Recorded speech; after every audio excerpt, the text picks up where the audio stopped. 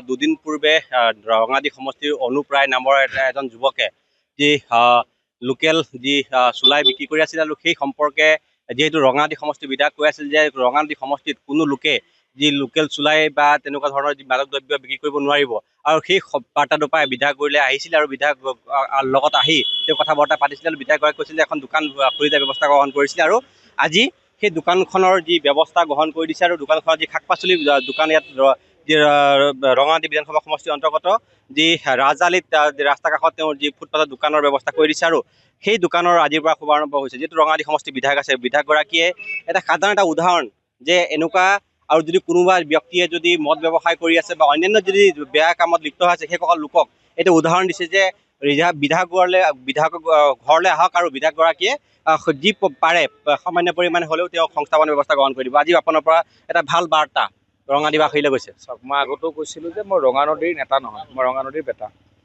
আৰু ইয়াৰ প্ৰত্যেকজন মাতৃয়ে মোৰ মা, প্ৰত্যেকজন যুৱকে মোৰ ভাইটি, মোৰ বৰ জ্যেষ্ঠ ভাতৃ, কনিষ্ঠ ভাতৃ। মই এটা আহ্বান জনাইছিলোঁ, সকলোকে কৈছিলোঁ যে আমাৰ ইয়াৰ অঞ্চলত যিসকল আমাৰ থলুৱা লোকে বা আমাৰ ভাই ককাইসকলে মাদক দ্ৰব্য বা বিভিন্ন ধৰণৰ এনেকুৱা যিবোৰ সন্মান নোপোৱা বেপাৰ বাণিজ্যৰ লগত জড়িত হৈ আছে, ইয়াৰ এগৰাকী পৰিবাৰ আছে। সেই ল'ৰাজনৰ কিছুদিন আগতে এটা ডাঙৰ কাৰেণ্টৰ এক্সিডেণ্ট হৈ ল'ৰাজন মানে বিকলাংগ টাইপ হৈ গ'ল। হোৱাৰ কাৰণে ঘৈণীয়েকজনীও সৰু ছোৱালী আছিলে আৰু সিহঁতি দুটাই বেলেগ উপায় নাপায় মই মদ বনাই বিকি চলি আছিলে। মই যেতিয়া আহ্বান জনালোঁ, আহ্বান মৰ্মে তেওঁলোক মোৰ ওচৰলৈ গৈছিলে আৰু মই ক'লোঁ যে তহঁতক মই যদি ককায়েকটো MLA হোৱাৰ পাছত তহঁতি যদি মদ বিকিয়ে চলত তেতিয়াহ'লে মই কিহৰ MLA।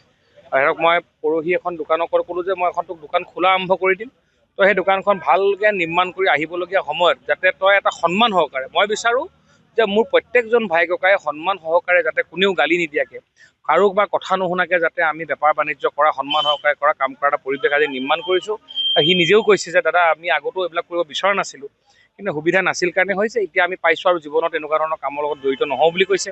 মোৰ ভাল লাগিছে যে অনাগত দিনত আমাৰ উঠি অহা প্ৰজন্মই যাতে এইদৰে আগবাঢ়ি যায় আৰু কাৰোবাৰ যদি এনেকুৱা ধৰণৰ কোনোবা মানুহ যদি আছে যিবোৰৰ সমস্যা আছে, যিবিলাকে এতিয়াও এনেকুৱা ধৰণৰ কাৰ্যকলাপৰ কথা আছে, আমি ভৱিষ্যতে আমি তেওঁলোককো সহায় কৰিবৰ কাৰণে আমি সংকল্পবদ্ধ।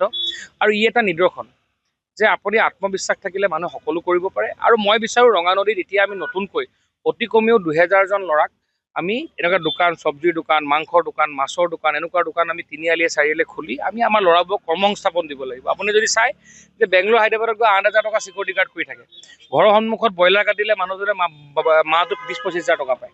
তো ঘৰৰ ভাত খাই ঘৰত থাকি ল'ৰাটোৱে সন্মান কৰে, গাঁওখনৰ উন্নয়নৰ কাৰণে চিন্তা কৰক নহয়। আৰু গাঁৱত যেতিয়া ব্ৰইলাৰ কটা মানুহজনকো সন্মান দিয়া আৰম্ভ কৰিম আমি, দেখিব যে আপুনি মানুহে কাম কৰিবলৈ আগবাঢ়িছে। সেইকাৰণে মই এতিয়া যোনে য'ত ব্ৰইলাৰ কাটিছে, মাছ কাটিছে, তেনেকুৱা মহিলা মানুহ পালেই মই গামোচা পিন্ধাইছোঁ। মই বুজাব বিচাৰিছোঁ যে এইটো এটা সন্মানপূৰ্বক কাম। মানুহে সমাজত খুজি খোৱাতকৈ আমি কাম কৰি খোৱাটো বেছি সন্মান সহকাৰে কাম। মই ভাবোঁ অনাগত দিনত ই এটা ডাঙৰ পৰিৱেশ নিৰ্মাণ কৰাত আমাক সহায় কৰিব। হয়, দেখুৱাইছে যে কিদৰে তেওঁলোকে ইয়াত আজি উপস্থিত হৈছে আৰু তেওঁলোকৰ দোকানৰ পৰা দুগৰাকীৰ পৰা জানিব চেষ্টা কৰিম। যিহেতু তেওঁ এটা দুৰ্ঘটনাত পতিত হৈছিলে, সেই দুৰ্ঘটনাৰ পৰা তেওঁ কাম কৰিব নোৱাৰা অৱস্থাত হৈছিলে। আজি কেনেকুৱা লাগিছে আপোনাৰ যে বিধায়কগৰাকী আপোনাৰ ওচৰত দোকান কৰি দিছে? আজি বিৰাট ভাল লাগিছে যে আমাৰ দাদাই আমাৰ এইখিনি সংস্থাপন দিছে, বহুত ভাল লাগিছে। মানে বহুত ধন্যবাদ থাকিলে দাদালৈ। যিটো আজি যিটো বেলেগ এটা ব্যৱসায় কৰি আছিলে সেই ব্যৱসায়টো বন্ধ হৈছে। বন্ধ সেইটো বন্ধ হ'ব নেকি? দোকান বন্ধ নহয়, কেলে এইটো কৰি আমাৰ খাব লাগিব, চলিব লাগিব। এতিয়া দোকান বন্ধ কৰিলেতো আমাৰ খোৱাটোৱে নচলিবচোন।